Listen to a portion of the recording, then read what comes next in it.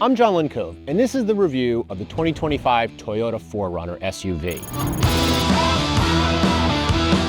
As you can see, its styling is very similar to the previous generation 4Runner, which is a good thing because the truck has a very, very, very loyal following.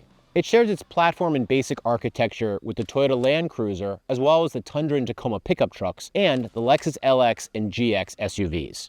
So while size and price-wise, the 4Runner and Land Cruiser have some overlap, the SUV's main competitors are the Ford Bronco and the Jeep Wrangler.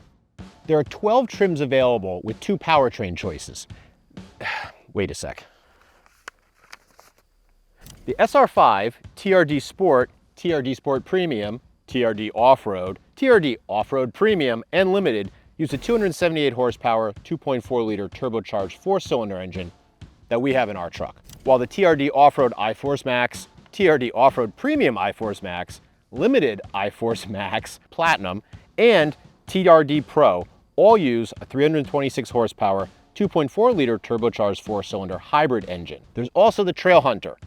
That powertrain is rated at 323 horsepower. For our test program, we bought a 2025 Toyota 4Runner 4-wheel drive SR5. The final assembly was at Tahara Aichi, Japan. The manufacturer's suggested retail price was $42,770, to which we added door edge guards for $120, front and rear mud guards for $160, a front emblem badge overlay for $65, and a rear chrome badge inset for $65. Adding in the $1,450 destination fee, the total cost was $44,630. So while vehicle styling doesn't have an impact in our ratings, it looks so much like a previous generation model. From the big snout to the flared wheel arches, even this SR5 version is ready for off-road. As you move up the trim lines, the styling gets more aggressive, ride heights get raised, and there's more off-road ready wheel and tire packages. The SR5 has the lowest ride height of the line, but still has running boards to help people climb in and out. Some testers like them, while others found that they hit their leg on it getting out, and it didn't really help them climbing up and in. Opening the doors reveals a big boxy opening that you can climb up into pretty easily. So in the previous generation 4Runner, you pretty much sat on the floor.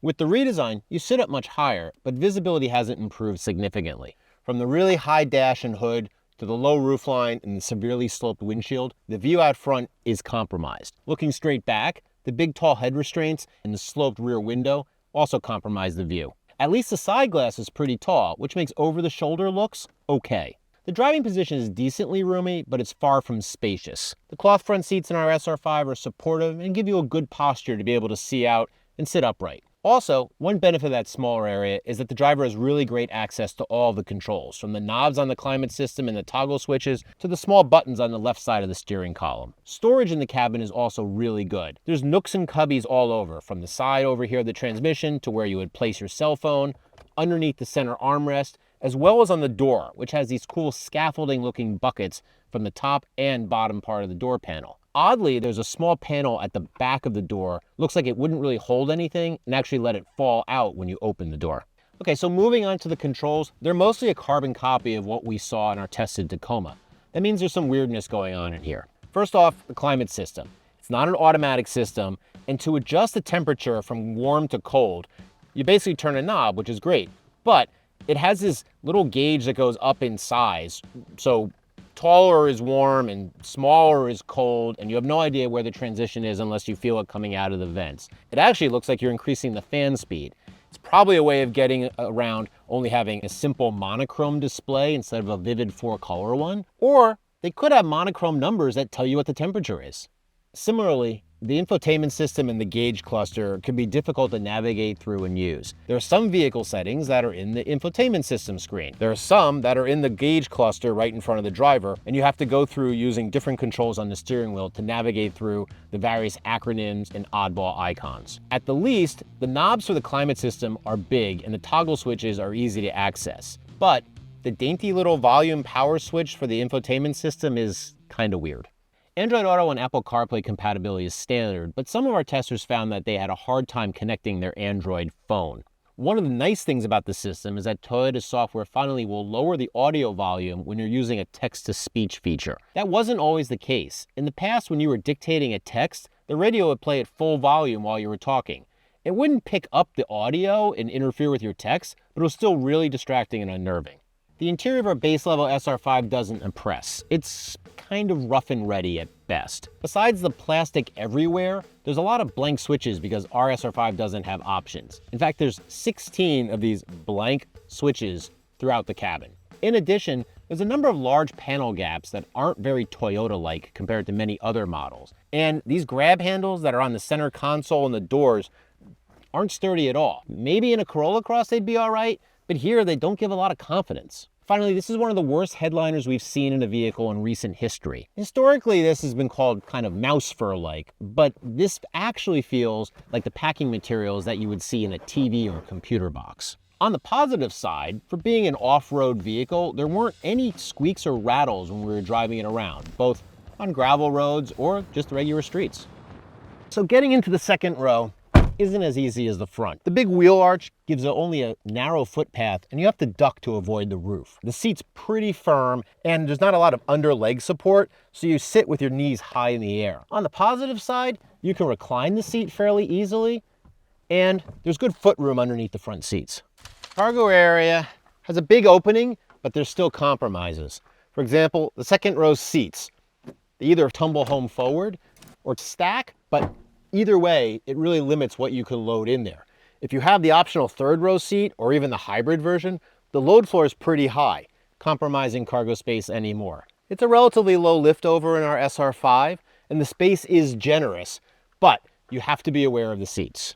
Traditionalists will love the fact that the 4Runner has a power retractable rear window. They'll also like the fact that it comes with a spare tire instead of a can of fix-it-flat goo.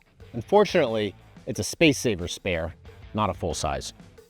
Yeah, no, it's a temporary. All right. Once underway, the 4Runner actually has a lot of low-speed punch, and even mid-range passing power is good. There's not much turbo lag at all, and there's good torque throughout the entire power range. But that's where the good things stop. On hard acceleration, the shifts are really abrupt and noticeable. First, the initial 1 or 2 gear downshift is felt, almost heard sometimes. And then subsequent upshifts as you accelerate are also evident. Power delivery at rolling stops is not good either. It's very jerky and abrupt. For example, if you're approaching a yield sign, or maybe you're coming up to a stoplight that's red and then turns green, once you get onto the gas, it lurches forward and it has a very abrupt feeling. Again, not very smooth, not very refined. Stop and go traffic is also a problem with lots of lurching, particularly as you get the accordion effect with traffic as you're slowing down and then the person in front of you speeds up. It's not very smooth to get back on the gas and start accelerating. One tester even went so far as to put the drive mode into eco just to smooth out the transitions. Once up to speed, the cabin of the 4Runner gets really loud very quickly. There's a lot of wind noise, which is expected. It's a big box that's being pushed through the air. So at 70 miles an hour and more, you really hear a lot of wind noise, particularly off the mirrors. But even the all-season tires on this are pretty loud. It's going to be much worse with the all-terrain tires. Out on the highway, it's pretty loud inside the cabin, but it's much better than the Bronco and the Wrangler, which isn't surprising considering the 4Runner doesn't have removable roof and door panels. To top it off, you're often going to be topping off the 4Runner. EPA fuel economy numbers are 21 miles per gallon combined, 19 miles per gallon in the city, and 25 miles per gallon on the highway. For a real old school style body on frame SUV, the ride quality of the 4Runner is pretty good. Single impacts, such as over potholes, are pretty well absorbed. It's only over multiple bumps where things get worse. It's as if once it gets going with head toss and side to side motions, the vehicle can't control itself and settle things down. Given the off-road nature of the 4Runner, the steering is slow, but that's actually okay. There's decent heft to it without being overly light and making it a little uncomfortable driving on city streets. You don't have to twirl the wheel too much to get into a parking space or make a sharp turn.